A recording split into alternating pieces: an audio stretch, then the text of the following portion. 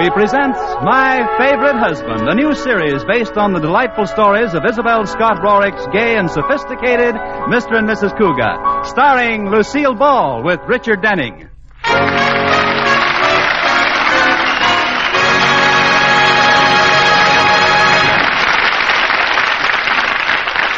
10 years ago, Elizabeth Elliot decided to marry an eligible bachelor. So she picked handsome, man-about-town George Cogat. Because, as Liz put it... George was the most eligible bachelor eligible. Well, since their marriage, neither Liz nor George has said much about children. But then, children have never said much about them either. That's because they don't have any. Children, I mean.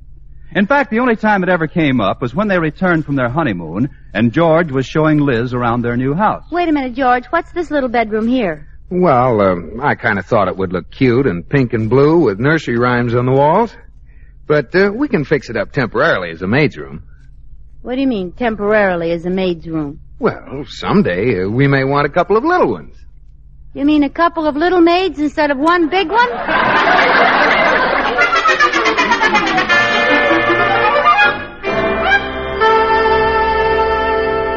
Well, that was, as I say, 10 years ago. So today, Mr. and Mrs. Cogat are still just two people who live together and like it. Lucille Ball is Liz, with Richard Denning as George in My Favorite Husband.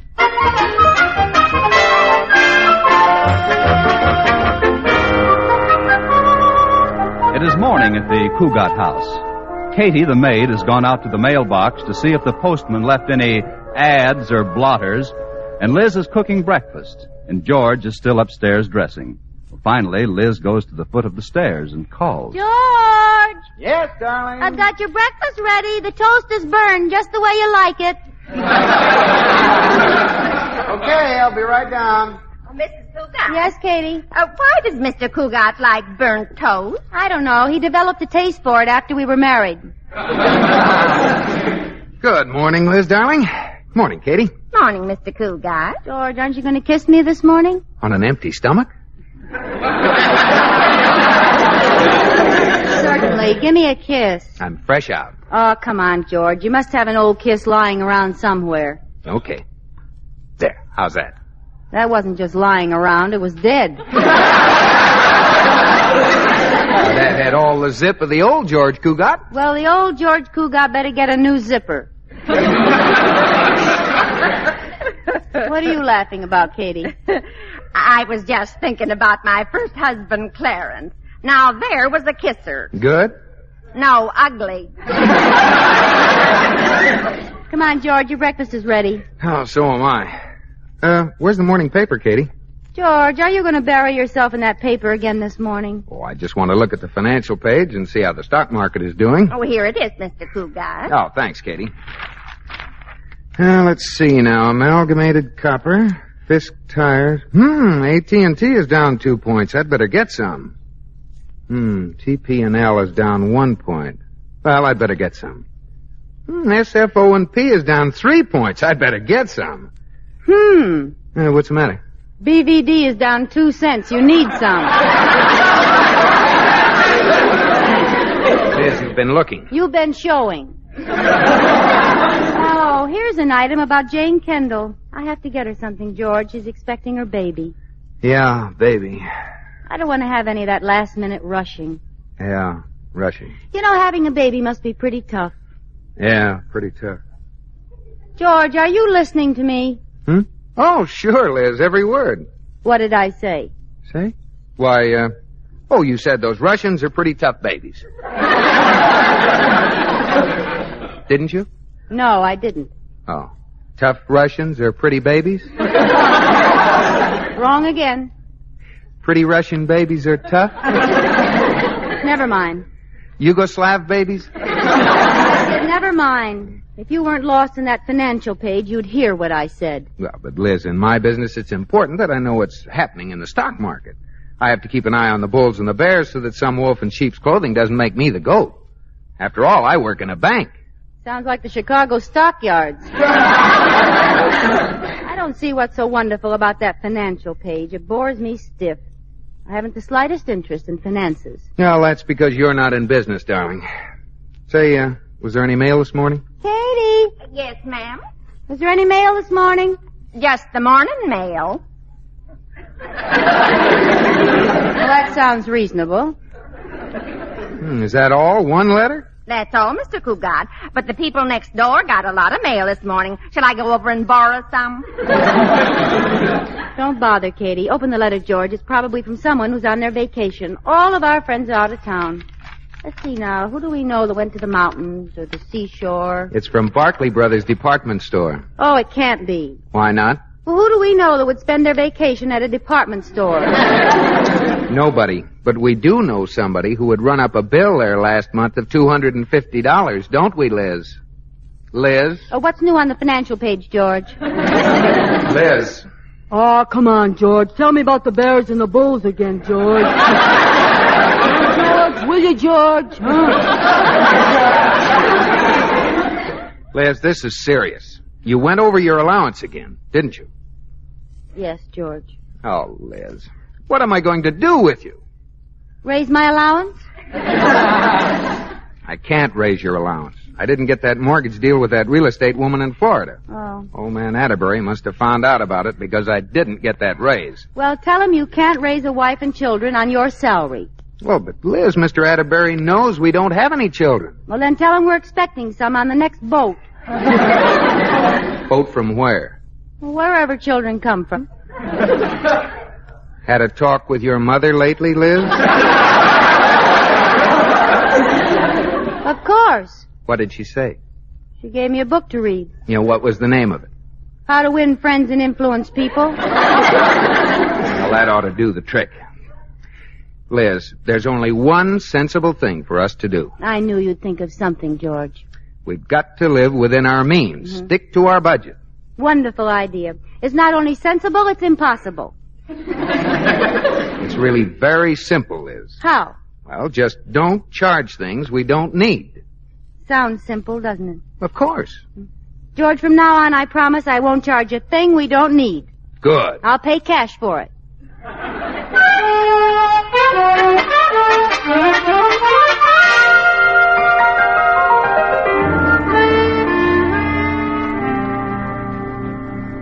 Why, Mrs. Cogat, I didn't know you could knit. Neither did I, Katie. How do you like it? Oh, it's adorable.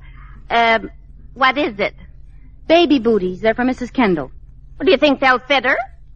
Katie, Mrs. Kendall is going to have a baby. Oh, are you going to be there? No, she's just having the family and a few close doctors. Mrs. Cogat, wouldn't it be easier for you to buy Mrs. Kendall some baby booties instead of getting all tangled up in that yarn? Yes, Katie, but I'm trying to help Mr. Cogat save some money. And baby booties cost $5 a pair. Well, how much did all this yarn cost? $10, but that's for 5 balls. But you won't need 5 balls of yarn to make one pair of baby booties. Well, I'm using the rest to make a sweater to match. To match the booties? No, a sweater to match the skirt I picked up for $29.95. I think it's wonderful of you to help Mr. Cogat save that way. Well, the only trouble is I had to charge all this stuff. So I think it would be better if we just didn't say anything about it, Katie. I understand, Mrs. Cogat. He'll probably laugh when he finds out that I've learned to knit. Yes, but he'll stop when he finds out how much it costs. Oh, I better hide this knitting. Hey, anybody home? Oh, it's only Corey. Yes, mankind's gift to womankind. In the living room, Corey. Hi, Liz. It's Corey Cartwright, that gay dog. Throw him a bone, Katie. Oh, I'm not in the mood for jokes, Liz. I'll put your hat in the hall, Mr. Cartwright. What's the matter, Corey? I met the most beautiful girl at a beautiful party in a beautiful penthouse last night. Didn't you have fun? Yes, the beautiful girl and I spent a beautiful evening looking at the beautiful moon. Sounds beautiful. Not quite. Why? She had an ugly husband.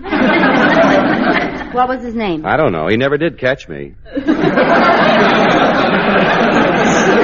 Corey, what makes you so fickle? Well, I'm not fickle, Liz. I just can't make up my mind. Well, sooner or later, the right girl will come along, and then you'll settle down, and she'll be knitting these.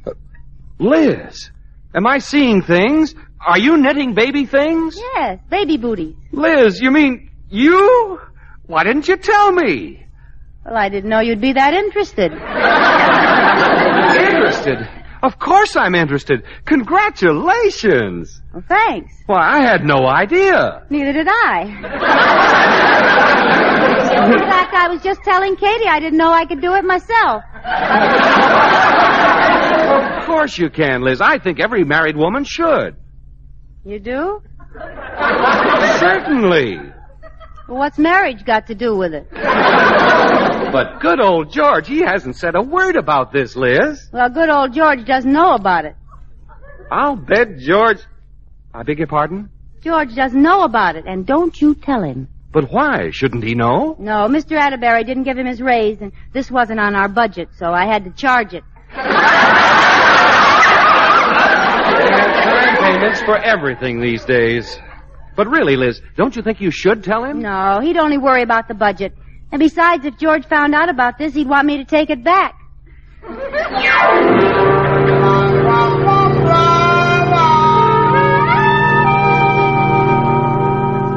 Yes, Cartwright. Well, I'm glad you did call me.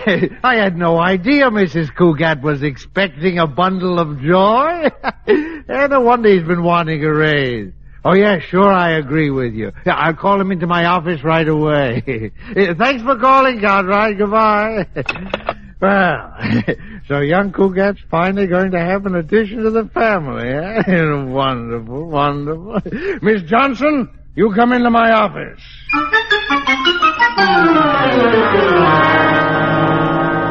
Mr. Cogat, Mr. Atterbury wants to see you right away. Uh-oh. Has he heard about the collapse of that Florida deal? Not that I know of. I didn't tell him. Okay, I'll go right in. I wonder who told the old man about my failure with that real estate woman. I'll bet that's the reason he didn't give me a raise. Well, after all, it might happen to anybody. Huh? Oh, George. George, my boy, come in. Sit down. Thanks. George, I want to have a talk with you. Shall we say, father to son? Well, is it about the raise I didn't get? Yes, sort of. That is, George, I realize that you can't raise children on your salary. Of course, you don't have any children, yeah? No, but we're expecting some on the next boat. What? Oh, nothing. That's just something Liz told me this morning. Look, Mr. Atterbury, I know why you called me in here. Oh, you do? Yes, and I just want to say that anybody can make a mistake. A mistake? Yes, maybe I tried too hard. Now, my boy, it isn't as easy as you think. Then you're not angry? Angry? Oh, on the contrary, you've got my best wishes, my boy. Oh, thanks, Mr. Atterbury. That woman had me worried for a while. I can imagine. She just didn't like the idea. Well, women are funny sometimes, Yeah, she wanted me to do the whole thing by myself. But, I understood that you both wanted... Oh, I did. She didn't.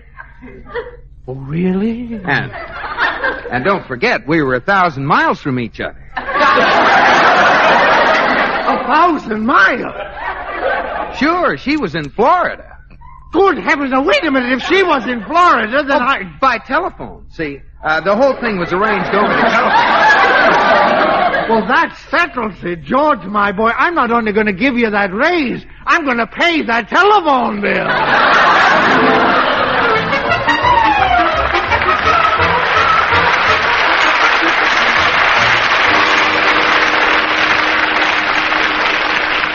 Hello, George. Hi, Liz.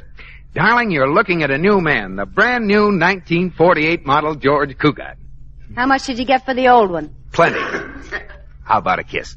Aren't you afraid you'll dent your fenders? Come on, darling. How about a kiss for your hard-working husband? Nope, not in the mood. Since when? This morning. I'll bet I can make you kiss me. I'll bet you can't. Okay. Well, don't let me convince you. All right. Well, first I'll put my arms around you like this. Mm-hmm. Now you put your arms around me like that. Mm-hmm. Now tilt your chin up. There. Now when I say a word, You say the name of the first fruit you think of. Mhm. Ready? Okay, but I won't kiss you. Candied. Orange. Baked. Apple. Stewed. Prunes. I win. You kissed me. But you tricked me. That was a dirty, mean, low-down, underhanded trick. Trick me again, George. You might get to like it. George Cogat, there's only one word for a man like you. What is it? Prune. Okay, scatterbrain. There. Prune is a beautiful word, George. Oh, wonderful word, prune. I love you. I love you too, Liz. Guess what happened at the office today? I don't know. Sit down and tell me all about it. Well, old man Atterbury called me in and... Hey, Liz, what's this? What's what? Well, this knitted stuff behind the chair. Knitted stuff, George? Yeah, looks like baby shoes. Oh, that. Probably dust balls. Liz, knitted dust balls? Oh, you may not know it, George, but we had the best-looking dust balls in town. Well, wait a minute. There's a whole lot of yarn down in here, too. Look, what is it, Liz? All right, Sherlock, you win. They're baby booties. Baby booties? Mm-hmm. Liz, you mean you? Didn't think I could do it, did you? Well, sure, but Liz, darling, this is wonderful. I thought it was pretty good myself. Well, gosh, honey, why didn't you tell me? I was afraid you'd be sore. I charged all that yarn to our account, and I went over our budget again. Oh, all this yarn to make one pair of baby booties? Oh, what are you going to do with the rest of it? Why, Well, what, Liz? Make more baby booties. More? Mm-hmm. Oh, good night. How many will you need? Well, you never can tell, George. It might be triplets. Triplets? Mm-hmm. Holy cats. I told old man Atterbury we were expecting some on the next boat. I didn't know the fleet was in. Katie, come quick. Mr. Cogat's fainted. Well, what happened, Mrs. Cogat? I don't know. He said something about the fleet's in, then he sank.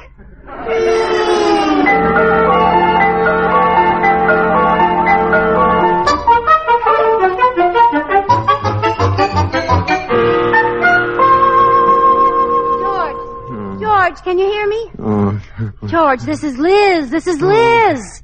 Glad to know you, Liz. I'm George. Oh, I think he's coming too, Mrs. Cogat. Yeah, come on, George. Oh, where am I? You're in bed. Oh, good night, Liz. Come on, George. Sit up. Up, the daisy. That's it. What happened? You fainted, Magnolia Blossom. Oh, yeah. Oh, but Liz, you're the one that should be in bed, not me. Now, just stay where you are, George. You're as pale as a ghost. How did I get up here? Katie and I carried you. She carried, Mr. Cogat. I dragged. You put on a little weight since the last time we carried you upstairs. Oh, Liz, you shouldn't be lifting anything heavy now, especially upstairs. Well, Katie helped. Who brought me in here? Katie and I. Who put me to bed? Katie and I. Liz, What's the matter? who put on my pajamas? That brought the color back to his cheeks, Mrs. Cogat. Katie went downstairs, George. Oh. And I brought back this. Here, Mr. Cogat, take a sip of this brandy. It'll make you feel better. Are you sure that's brandy, Katie? Yes, ma'am. Remember the last time I fainted, you got hold of Mr. Cogat's bottle of Vitalis. My Vitalis? It went down all right, but I had to give my stomach a 60-second workout. Oh, don't worry, ma'am. This is brandy, all right. You're sure? Yes, ma'am. Positive.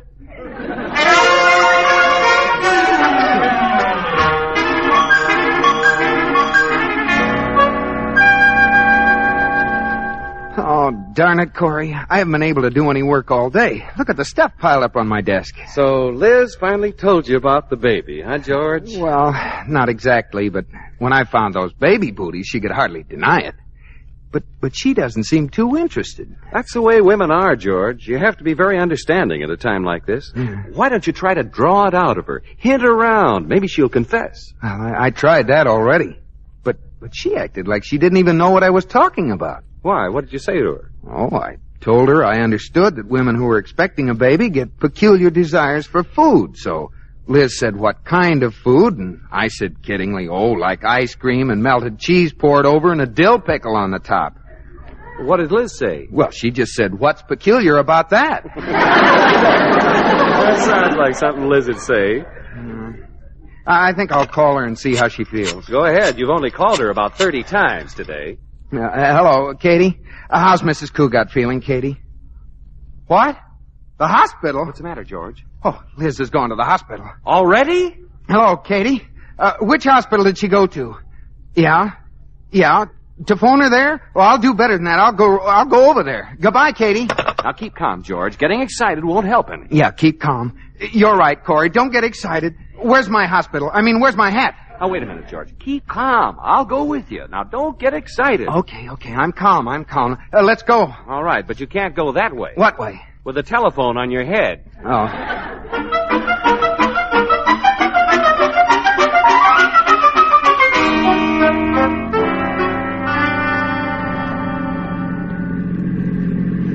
Thanks a million for coming to the hospital with me, Liz. It was wonderful of you. Well, you're welcome, Jane, honey. I'm only glad I could do something to help. You have. Norman was so worried. He's read so many stories in the paper about taxi drivers having to stop on the way to the hospital because the baby arrived ahead of time. I wonder if they leave the meter running when that happens. Oh, you make me feel good, Liz, when I probably should be feeling horrible. Do I, honey? I guess you're always a little anxious with the first one. Well, you haven't anything to worry about, Jane. You'll be all right. And when it's all over, you'll realize that this has been a very wonderful experience for you. Something you wouldn't take $1 million for. Do you think you could stay with me, Liz? Until the baby arrives, of course, honey. I wouldn't think of leaving. Thanks. Norman should be here pretty soon. What do you want, Jane? A boy or a girl? Well, I'd sort of like a little girl. How about Norman? Oh, he says he just wants a boy or a girl. Well, I hope he isn't disappointed.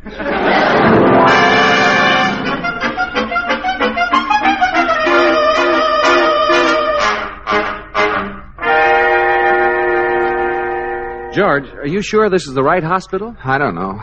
Wait here, Corey. I'll ask that nurse at the desk. I beg your pardon, nurse. Yes? Do you have babies here? Yes. This is the place, Corey. Okay. Is there something I can do for you? No, thanks. My wife's doing it. Your wife? Mrs. Cogat. I'm Mr. Cogat. We have the same name. That's understandable. Is she here? Yes, she is, Mr. Cogat. But you can't see her now. She left a message for you. Oh, what is it? She said to tell you that she's decided to stay at the hospital until the baby arrives. Oh. Well, will you give her a message for me? Certainly. Just tell her I think that she's made a wise decision.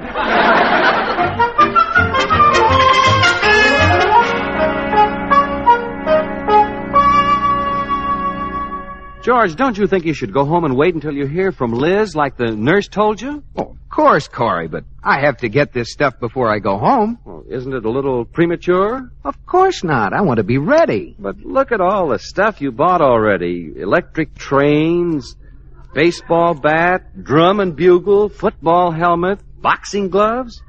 Maybe I should get him a football, too. George, do you realize that a newborn infant can't even stand up, much less play football? Why don't you get it a rattle? A rattle? Oh, rattles are for kids. My son is going to play right tackle for Princeton. I hope he's in shape. They play their first game next week. Now, Corey, let's not be silly about this kid. No, let's not be that. Obviously, he can't play right tackle with Princeton next week. Oh, obviously. He doesn't know the signals. George, now, suppose it isn't a boy. Suppose it's a girl. Girl? Oh, no, it can't be a girl. Liz wouldn't do that to me.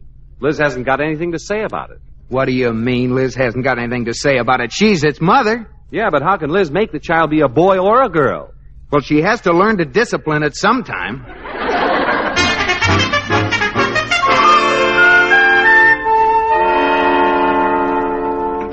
Hello, Katie. Oh, Mrs. Cogat, did Mrs. Kendall have her baby? Yes, she did. Is Mr. Cogat home?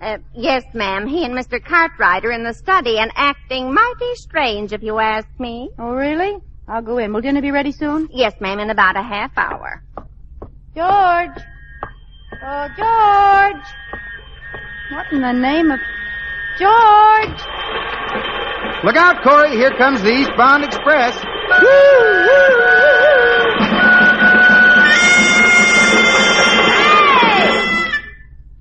Liz, darling. Hi, Liz.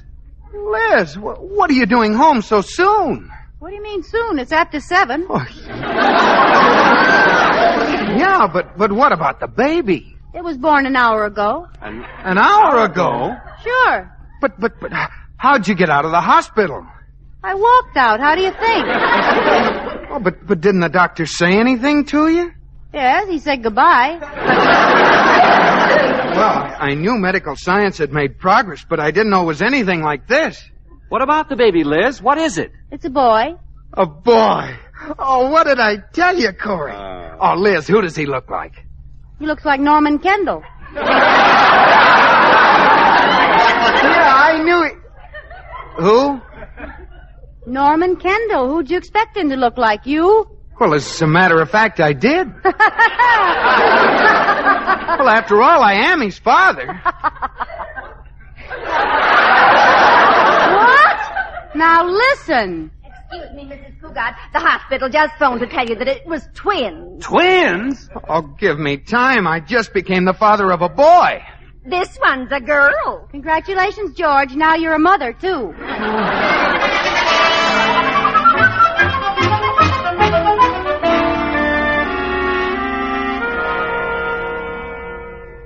Oh, Liz, darling, why didn't you tell me Jane and Norman Kendall were expecting a baby? I told you the other morning at breakfast, but you were too busy reading the financial page. Oh. That reminds me. Where's the evening paper? I'm sitting on it. Sitting on it? Why? Because I want to tell you about Mitzi, and I don't want you to get me mixed up with Mitzi like you did with Jane. All right. What is it? Mrs. Jordan says Mitzi is expecting. Who's Mitzi? Her Cocker Spaniel.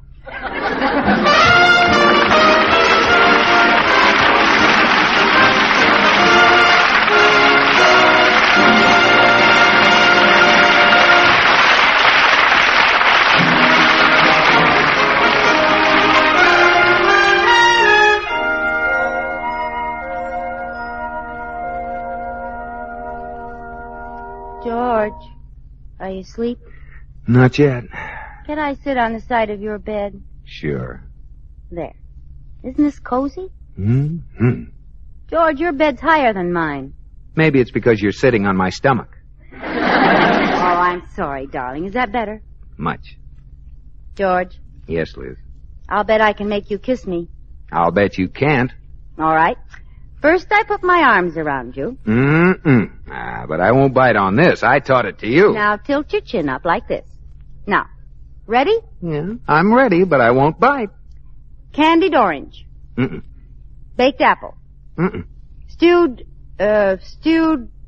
oh, darn, what is that other word? Oh, you mean prune? Liz, you tricked me. Good night, George.